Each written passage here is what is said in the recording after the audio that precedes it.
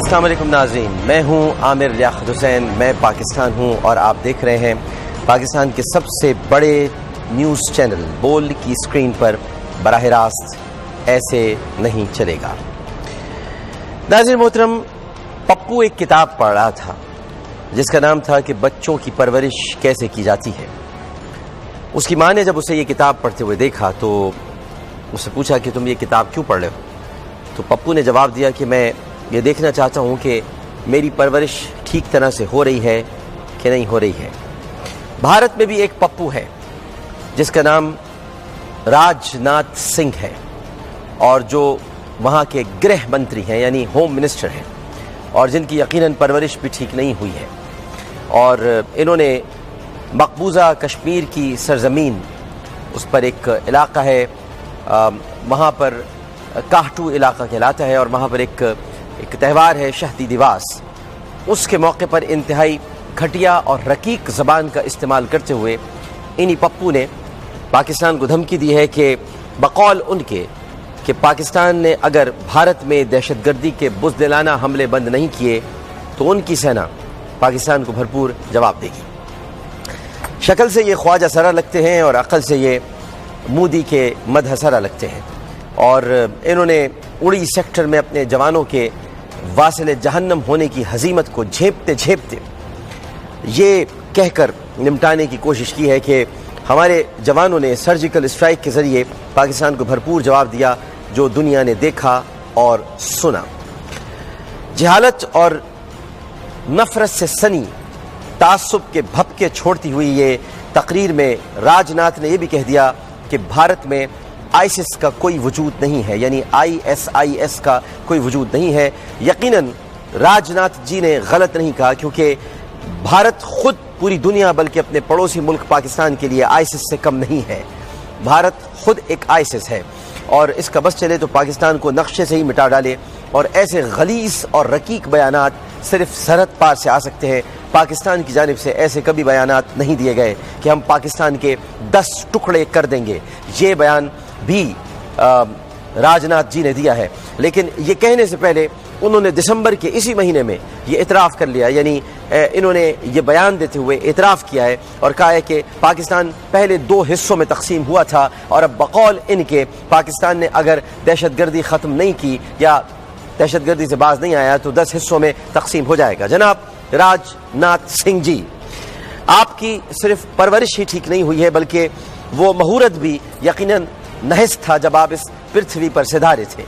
لگن میں یقیناً مریخ اور زحل کا آپس میں ٹکراؤ ہوا ہوگا، تبھی آپ جیسا کم ظرف انسان، انتہائی کم ظرف انسان جو سرکشا کے بھکت ہیں، ان کے درمیان ان کی شانتی کا دھرم بھرشٹ کرنے کے لیے اس دنیا میں وارد ہوا ہوگا، اور صرف کیول راون کا اوتار لیے وہ اس دنیا میں آیا ہوگا، جس طرح آپ کی گفتگو ہے۔ راج ناتھ جی، میں آپ سے صرف اتنا کہوں گا کہ آپ اپنے ذرا سائز میں آ جائیے، جو آپ کا سائز ہے اس سائز میں آپ آ جائیے، ورنہ بڑے دیش کے ٹکڑے کرنا کوئی معمولی بات نہیں ہے، بنسبت چھوٹے دیش کے یہ زیادہ آسان ہوتا ہے۔ ہمارے ہاں ہر عید الاضحیٰ پر بڑے گوشت کی قربانی بڑے شوق سے کی جاتی ہے، ہمارے یہاں گائے بہت شوق سے کاٹی جاتی ہے، ہم لوگ رسیا ہیں بڑے گوشت کے، تو ہمیں بڑے ٹکڑے کرنے بھی اچھی طرح سے آتے ہیں، اور بڑے گوشت کے ٹکڑے کس طرح کیے جاتے ہیں ہم یہ اچھی طرح سے جانتے ہیں۔ اگر آپ کو پاکستان کے 2 ٹکڑے کرنے کا جو آپ نے جس کا اظہار فرمایا ہے کہ ہم کر چکے ہیں اور مزید 10 ٹکڑے کرنے کا شوق ہے خاکم بدین، تو ہمیں بھی بھارت کے 32 ٹکڑے کرنے آتے ہیں، اور بڑے گوشت کے ٹکڑے کرنے تو آپ کو معلوم ہے کہ بہت آسان ہوتے ہیں، کیونکہ اگر کلہاڑی میں لکڑی کا دستہ نہ ہوتا تو لکڑی کے کٹنے کا رستہ نہیں ہوتا۔ لہٰذا آپ اس طرح کے بیانات دینے سے باز آ جائیں، کیونکہ آپ سے نمٹنے کے لیے آپ ہی کے ماہر، یعنی آپ سے نمٹنے کے ماہر نوید مختار صاحب تشریف لا چکے ہیں، اور وقفے کے بعد راج ناتھ سنگھ صاحب ہم آپ کو ذرا نوید مختار صاحب کے بارے میں بتائیں گے، جو لیفٹیننٹ جنرل نوید مختار ہیں ISI کے نئے DG، ان کے بارے میں ہم آپ کو بتائیں گے تاکہ آپ کو معلوم ہو جائے ایسے نہیں چلے گا۔ لیکن میں یہ بڑی خبر بھی آپ کو دے کر جانا چاہتا ہوں کہ بالآخر پاکستان انٹرنیشنل ایئر لائنز کے چیئرمین اعظم سہگل نے استعفیٰ دے دیا ہے، اور انہوں نے یہ استعفیٰ ذاتی وجوہات کی بنا پر دیا ہے، لیکن بہت اچھا کیا، کیونکہ پوری قوم یہی چاہتی تھی اعظم سہگل صاحب کہ آپ ڈان سنبھالے جا کر اور ڈان کے معاملات دیکھیے اور پی آئی اے سے استعفیٰ دے دیں. بہت اچھا کیا آپ نے پاکستان انٹرنیشنل ایئر لائن سے استعفیٰ دے دیا. حالانکہ بہت سے لوگ چاہ رہے تھے کہ آپ استعفیٰ نہ دیں, مگر بہت اچھا کیا کہ آپ نے استعفیٰ دے دیا. ایک وقفے کے بعد ہم آئیں گے اور آپ کو بتائیں گے کہ راج ناتھ سنگھ کے لیے کون سا شخص آیا ہے جو ان کے سینگ توڑ دے گا, اور جس کا نام ہے لیفٹیننٹ جنرل نوید مختار. لیکن پہلے ایک وقفے کے بعد حاضر ہوں گے, کیونکہ ایسے نہیں چلے گا.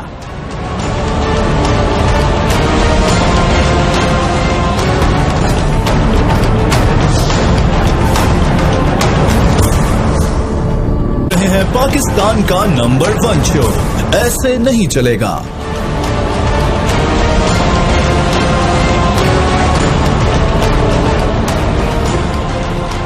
خوش آمدید. سب سے پہلے تو ہم آپ کو راج ناتھ سنگھ جیسے بزدل ترین شخص کا کلپ دکھاتے ہیں, اس کے بعد پھر اس کی طبیعت صحیح کرنے کے لیے بتاتے ہیں کہ لیفٹیننٹ جنرل نوید مختار کون ہیں. پہلے ذرا راج ناتھ سنگھ کی گفتگو سنیے.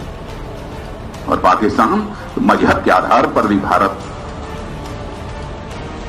کا بٹوارا ہوا, وہ استعمال میں آیا, لیکن پھر بھی پورے پاکستان کو ایک نہیں رکھ پایا. 1971 میں اسی پاکستان کے 2 ٹکڑے ہو گئے. اور میں سمجھتا ہوں پاکستان اپنی حرکتوں سے باز نہیں آیا, تو ابھی تو پاکستان کے 2 ٹکڑے ہوئے ہیں. شاید اس پاکستان کے 10 ٹکڑے ہو جائیں اور پاکستان کے کھنڈ کھنڈ ہو جائیں.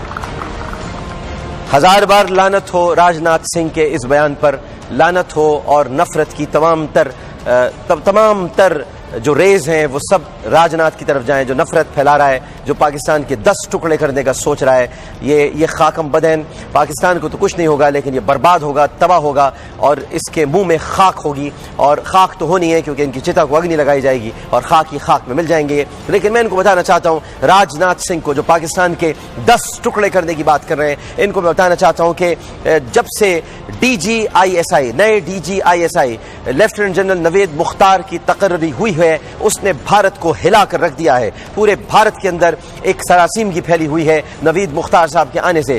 میں بتانا چاہتا ہوں کہ اس سے تو پہلے ہی جو قمر باجوہ صاحب تشریف لائے تھے, ان کے آنے سے پہلے ہی بھارت کی نیندیں اڑ گئی تھیں, کیونکہ قمر جاوید باجوہ صاحب کی کشمیر پر گہری نگاہ ہے, اور کشمیر گہری نگاہ ایک طرف ہو گئی. اور یہ جو نوید قمر صاحب تشریف لائے ہیں, جو کہ پہلے کراچی کے کور کمانڈر تھے, اور اب اس وقت لیفٹیننٹ جنرل نوید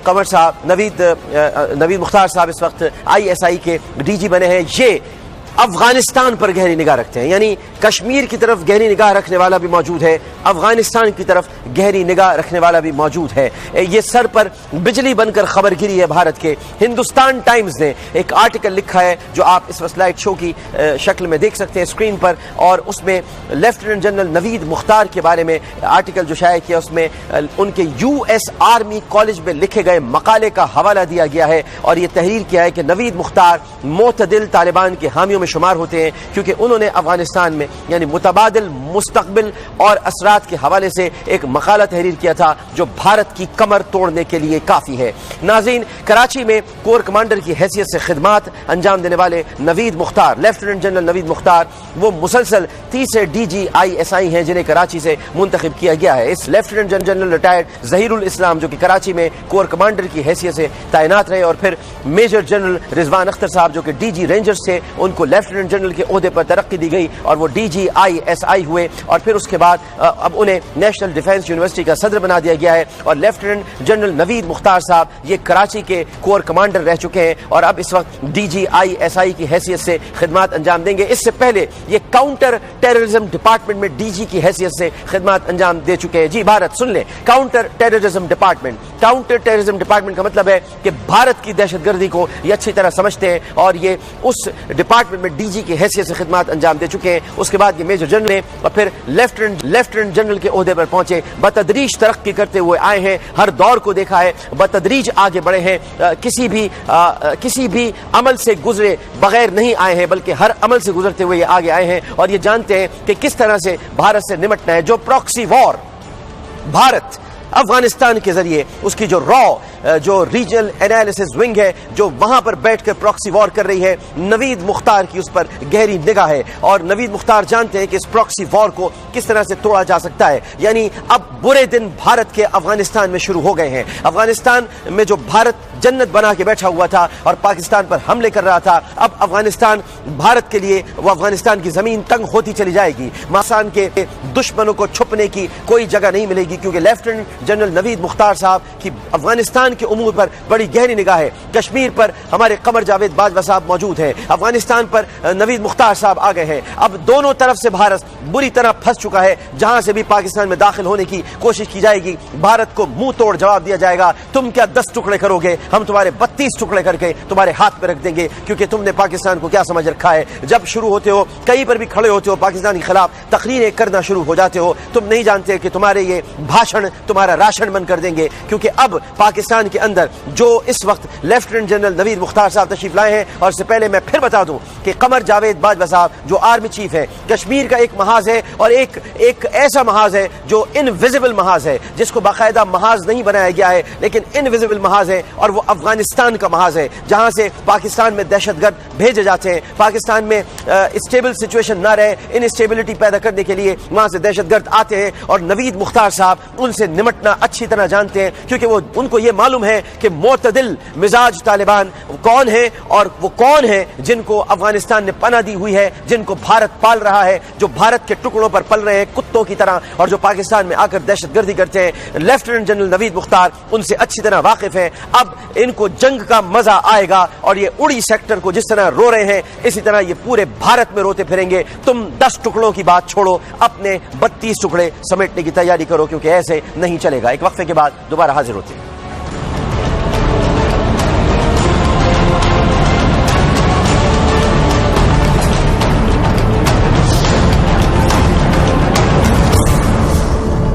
ون شو ایسے نہیں چلے گا.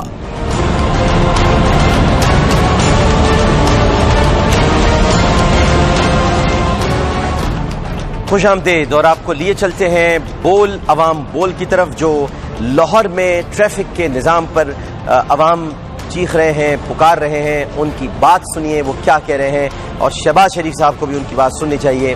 وہاں کے وزیر قانون رانا ثناء اللہ صاحب جو بہت قریب ہیں ان کو بھی بات سننی چاہیے. دیکھیے کہ عوام کیا کہہ رہے ہیں. بول عوام بول.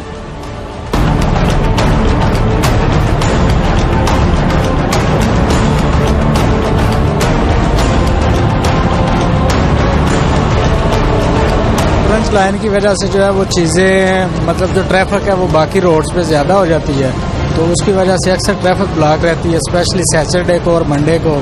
سیٹرڈے کو جو لوگ لاہور سے باہر جانے والے ہیں ان کی وجہ سے ٹریفک بلاک رہتی ہے، اور منڈے کو جب لوگ واپس آ رہے ہیں لاہور کے اندر آ رہے ہوتے ہیں تو اس کی وجہ سے یہ ٹریفک بلیکیج کا تو کافی مسئلہ رہتا ہے. ٹریفک کی وجہ سے جو لوگ ہمارے ساتھ سواریاں آتی ہیں اسٹیشن کی طرف سے ان کی ٹرینیں نکل جاتی ہیں، اتنی ٹریفک بلاک ہوتی ہے یہاں پہ.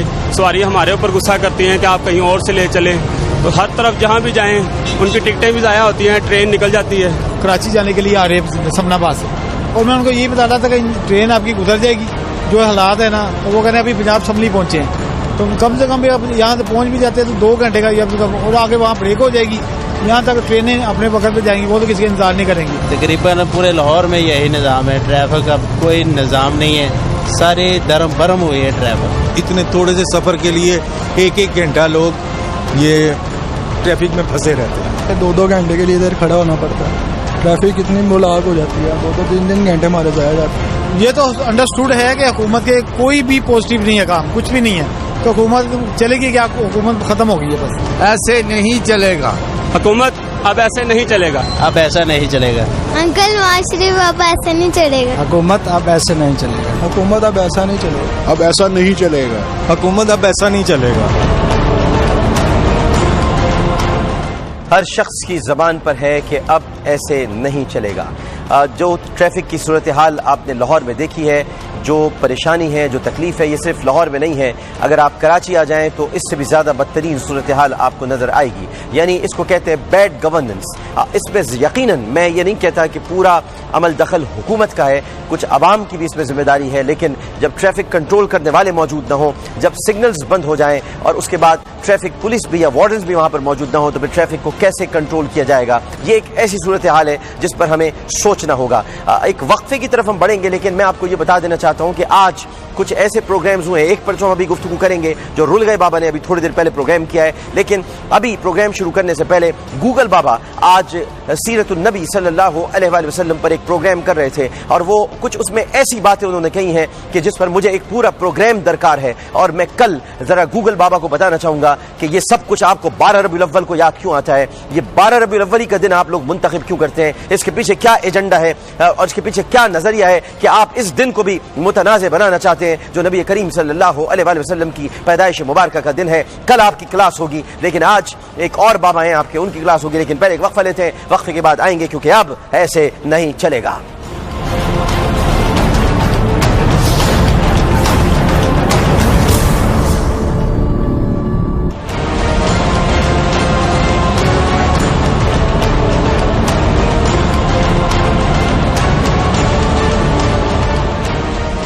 خوش آمدید ناظرین, آپ کو لے کر چلتے ہیں ذرا چڑی بابا کی طرف. اور میں نے ہمیشہ چڑی بابا کو بہت ہی عاجزانہ اور بہت ہمبلنس کے ساتھ یہ مشورہ دیا ہے کہ وہ جب بھی پروگرام کرنے آئیں تو یہ کوشش کیا کریں کہ بہت پرسکون حالت میں آئیں, اور جو ان کے لوازمات ہوتے ہیں 10 بجے کے بعد ان سے ذرا دور رہیں, کیونکہ کبھی کبھار یادداشت یکدم غائب ہو جاتی ہے.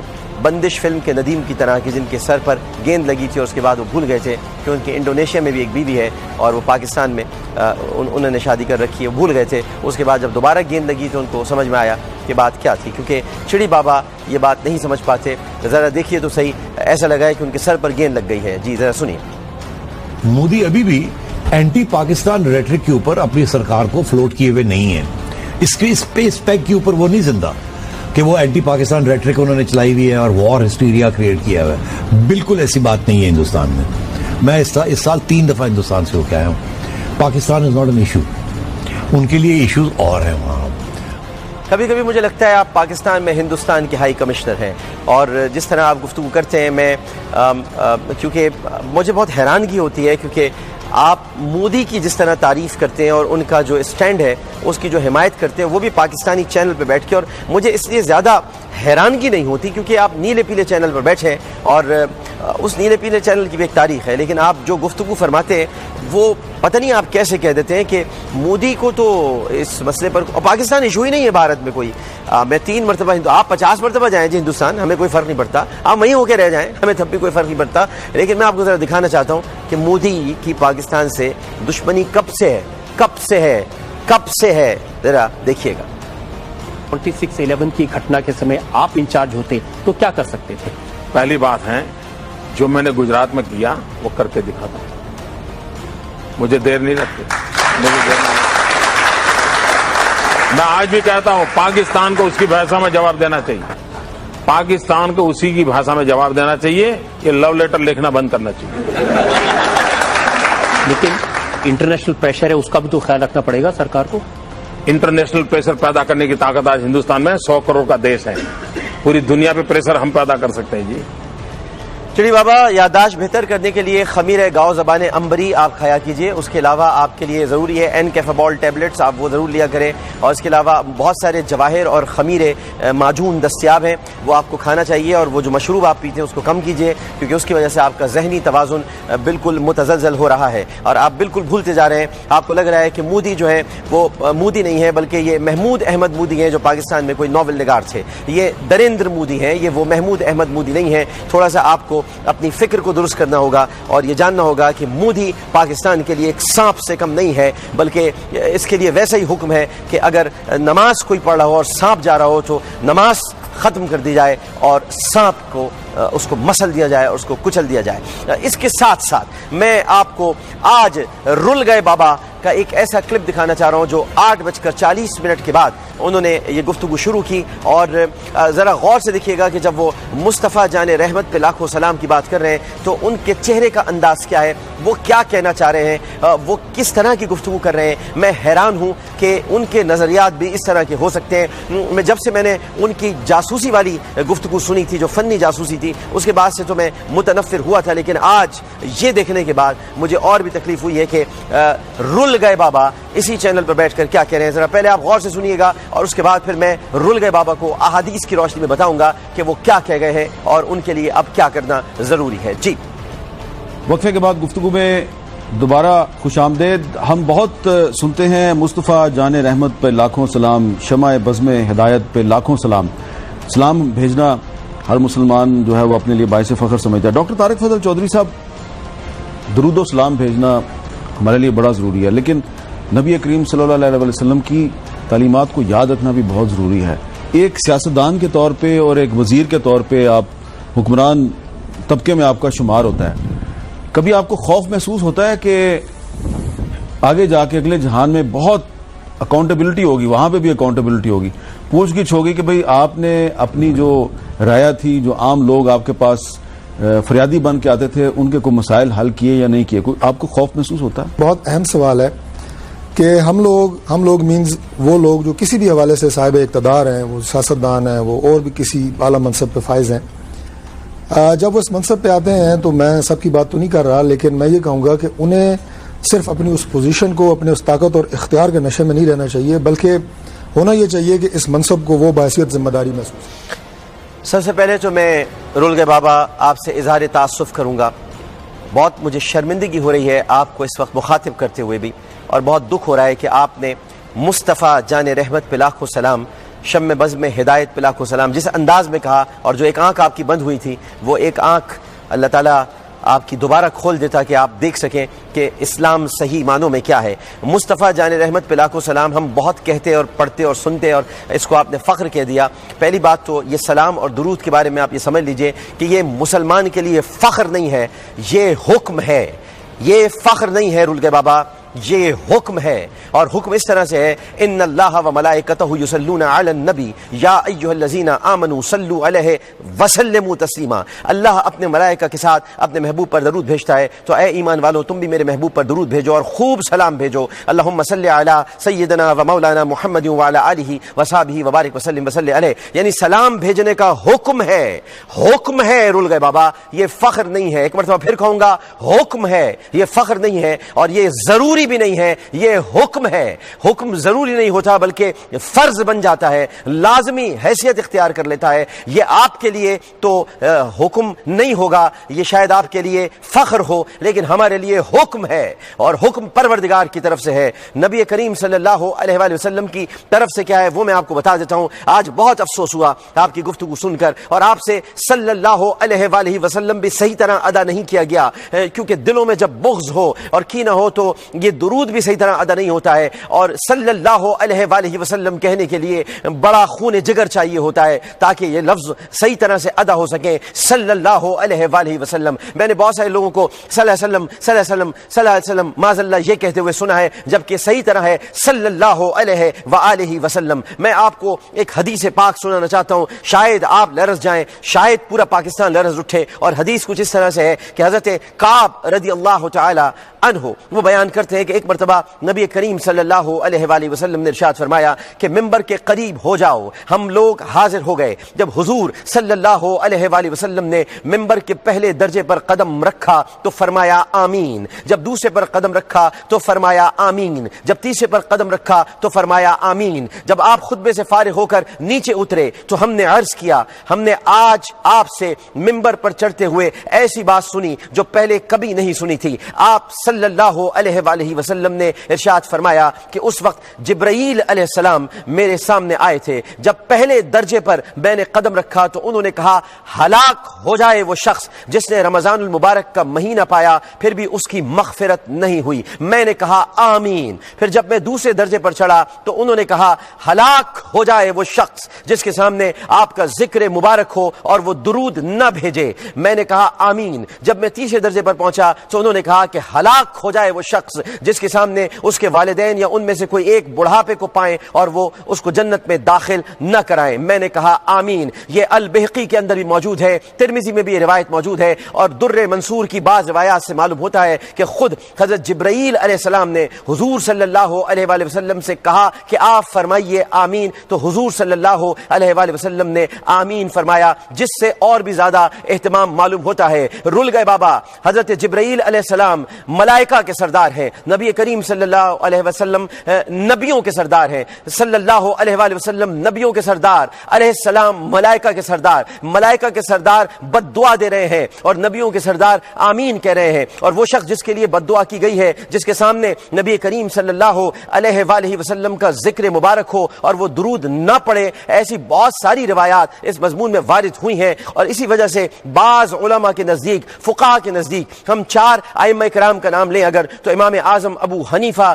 رحمہ اللہ, امام ادریس شافعی رحمہ اللہ, امام مالک بن انس رحمہ اللہ, اور امام احمد بن حنبل رحمہ اللہ, اور اگر ہم 5ویں امام حضرت امام جعفر صادق رحمہ اللہ کا بھی ذکر کریں تو سب اس بات پر متفق ہیں کہ نبی کریم صلی اللہ علیہ وآلہ وسلم کا ذکر سن کر ان پر درود اور سلام پڑھنا حکم میں شامل ہے, حکم میں شامل ہے, فرض ہے, واجب ہے. یہ فخر نہیں ہے, یہ ضروری نہیں ہے, یہ حکم میں شامل ہے. اور کئی حدیثیں اس بارے میں وارد ہوئی ہیں. اور جس کے سامنے نبی کریم صلی اللہ علیہ وآلہ وسلم کا ذکر ہو اور وہ درود نہ پڑے تو اسے شقی کہا گیا ہے, اسے بخیل کہا گیا ہے, اسے کنجوس کہا گیا ہے, اسے سخت دل رکھنے والا کہا گیا ہے, اسے جفاکار کہا گیا ہے, اسے جنت کا راستہ بھولنے والا کہا گیا ہے, حتیٰ کہ جہنم میں داخل ہونے والا بددین تک فرمایا گیا ہے. یہ بھی وارد ہوا ہے کہ وہ نبی کریم صلی اللہ علیہ وآلہ وسلم کا چہرہ تک نہیں دیکھ سکے گا. اور آپ کے ظاہر ارشادات اس قدر سخت ہیں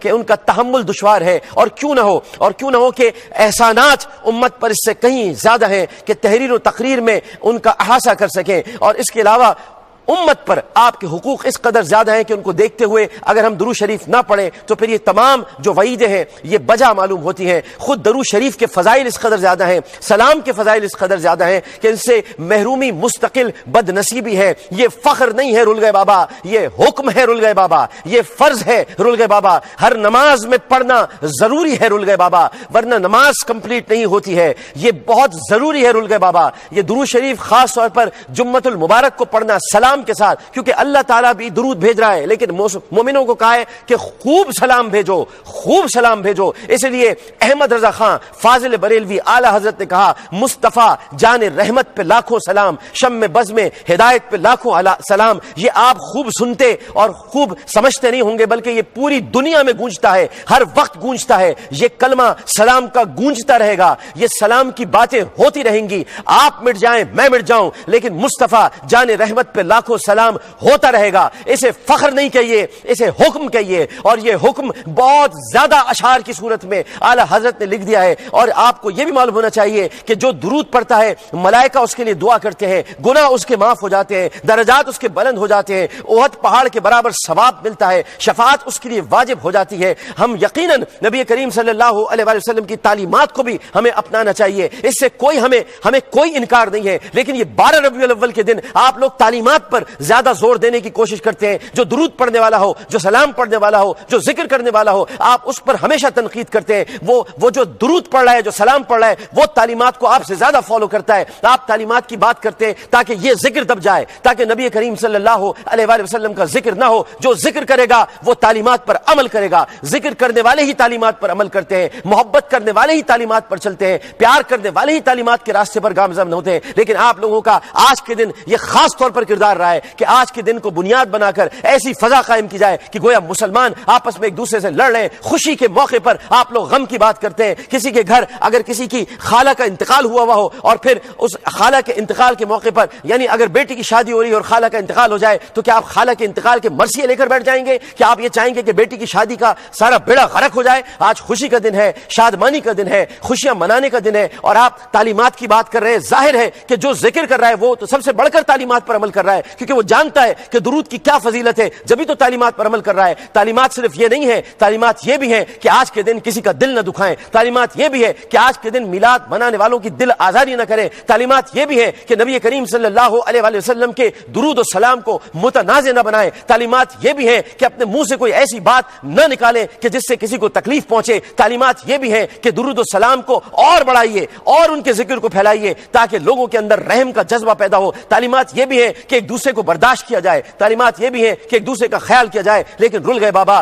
آپ نے تو درود کو ہی آج متنازع بنانے کی کوشش کی ہے، اور مجھے بہت دکھ ہوا ہے کہ آپ نے سلام کے معاملے پر جب یہ لفظ کہا ہے، کیونکہ سلام ایک بڑا سینسٹیو ایشو ہے. سلام کے معاملے پر آپ نے کہا کہ یہ بڑا ہمارے لیے فخر ہے. آپ کے لیے فخر ہوگا، ہمارے لیے حکم ہے. آپ کے لیے یہ ضروری ہوگا، ہمارے لیے لازمی ہے، ہمارے لیے فرض ہے. اور جن کے لیے فرض ہے وہ تعلیمات کیا ہیں آپ سے بہتر جانتے ہیں. پکڑا گیا. آ گیا آپ کا موقف کہ میرے پیسے واپس ہو رہے تھے، اس کا کوئی ثبوت ہوگا نا آپ کے پاس کہ جناب یہ میری ٹرانزیکشن ہے، یہ میرے پیسے اس نے دینے، یہ میرا کانٹریکٹ تھا جس کے تحت اس نے 40 لاکھ مجھ سے لیا، اب مجھے واپس کر رہا ہے. وہ کوئی کاغذ دکھا دیں تو آپ کا کیس اور آسان ہو جائے گا ٹی وی کے اوپر. یہ سارے کا سارا جو ہے، چونکہ میں ابھی تو کاغذ لے کے نہیں، لیکن میں آپ کو 995/2012 یہ نیٹ پہ پوری انکوائری موجود ہے FIA کی، اور آپ FIA سے یہ انکوائری نکلوا بھی سکتے ہیں. آپ سے سوال کرتا ہوں، قوم سے سوال کرتا ہوں کہ 2 سال تک جو مجھے سولی پر لٹکا کر رکھا گیا، ایک جھوٹی بنیاد کے اوپر، جھوٹ کی بنیاد پر، ایک ایسی ویڈیو جس کو 87 کلپ جوڑ کر بنایا گیا. تو رانا مشہور تو شکل سے ہی لگتا ہے کہ یہ کوئی بندہ کچھ گڑبڑ ہے. تو تھوڑا سا دیکھو، جب وہ بات کرتا ہے تو لگتا ہے نا کہ گڑبڑ ہے. اچھا، وہ پھر اس کی ویڈیو بھی موجود ہے، اور وہ ڈیٹائی سے یہ کہتا ہے ٹوٹے جوڑ کے بنائی گئی ہے. اور بھائی اس سسٹم میں ٹوٹے جڑتے ہی نہیں، ٹوٹے ہوتے ہی نہیں، جوڑنے کیا ہے. یہ تو ہوگا رانا مشہور، تو مجھے تو بچتا نظر نہیں آتا. پکڑا گیا، پکڑا گیا. اسد عمر صاحب نے جس ویڈیو کا بھی ذکر کیا، میں نے اس کے اوپر بھی میں نے اپنا جو مقدمہ تھا یہاں پر بھی اور اللہ کی عدالت میں بھی، اور وہ ساری جھوٹی ثابت ہوئی. تو میں تھوڑا سا افینڈ ہوا ہوں. آپ کیمرے پہ پیسے لیتے ہو، پکڑے جاتے ہیں، ہم بھی افینڈ ہوتے ہیں، ہم بھی امبیرس ہوتے ہیں، ہم بھی انسلٹیڈ ہوتے ہیں. سر اگر آپ افینڈ ہوئے نا RI سے، تو آپ کے جو اچھے سامنے آئی ہیں، آپ لاکھ کہتے رہے کہ آپ نے نہیں لی، آپ لاکھ کہتے رہے وہ ویڈیو جھوٹ تھی، سب کو پتہ ہے وہ ویڈیو آپ کی سچی تھی آپ کی. اور آپ اپنے ہی لوگوں کے ذریعے بیٹھ کے انویسٹیگیشن کرواتے ہیں، اپنے آپ کو کلین چٹس دیتے ہیں، پھر آ کے دعوے فرماتے ہیں ٹی وی شو پہ. اور بہت سارے لوگ ہمیں بھی میسیجز کر رہے ہیں کہ آپ ایسے بندے کو ٹی وی شوز میں لیتے کیوں ہیں جن پہ اتنے شدید قسم کے چارجز ہیں. پکڑا گیا. ریکارڈ کو سیدھا رکھیں سر. سیدھا میرا کیس جو ہے وہ FIA سے، ہائی کورٹ سے اور سپریم کورٹ سے 2012 میں کلیئر ہوا ہوا. گھر کی غلام ہے، باندھی ہے. آپ کو پتہ ہے سر کسی کی جرت ہے FIA کے DG صاحب کو کہ آپ سے آج کے فیصلہ کرے؟ کوئی اینٹی کرپشن کو جرت ہے؟ یہ وہ پکڑا گیا. 18 لوگ قتل ہوئے، 14 لوگ قتل ہوئے ماڈل ٹاؤن میں، 14 لوگ قتل ہوئے. کسی نے مانا ہے کسی پہ کہ آپ نے یوں کہا مارس سے، چاند سے کچھ آئے تھے، ٹارگیٹ وہاں سے کلر آئے تھے، کوئی ایلین، انہوں نے قتل کیے ہیں، واپس چلے گئے ہیں. یہ رپورٹیں ہیں آپ کی سر. پکڑا گیا، پکڑا گیا، پکڑا گیا.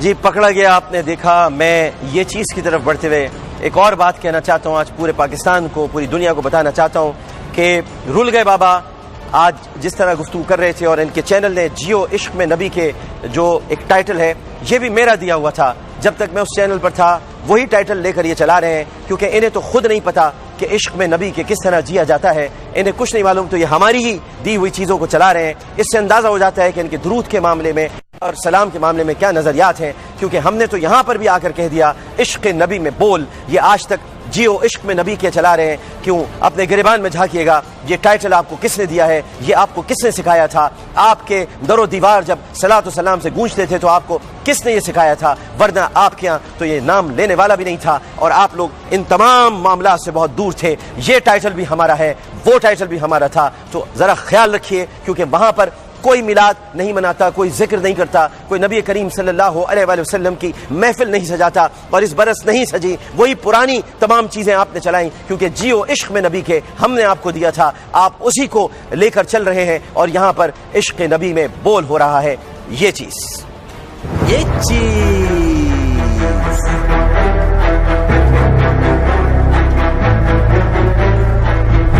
پاکستان کی طاقت، قوم کا فخر اور وطن عزیز کے لیے لازوال قربانیاں دینے والی پاک افواج کو ایک اور بڑا اعزاز حاصل ہو گیا. पाकिस्तान आर्मी के मेजर उकबा मलिक बरतानिया के मशहूर ज़माना सैनहर्स्ट मिलिट्री अकेडमी में बरतानवी फौजी अफसरान को ट्रेनिंग देने वाले न सिर्फ पहले फौजी अफसर बन गए बल्कि वो सन 1741 में कायम होने वाली इस अकेडमी के पहले मुसलमान ट्रेनर भी बन गए हैं। मेजर उकबा पहले मुसलमान ट्रेनर हैं जो 250 बरस पुरानी दुनिया की इस बेहतरीन मिलिट्री अकेडमी में बतौर ट्रेनर खिदमत अंजाम देंगे।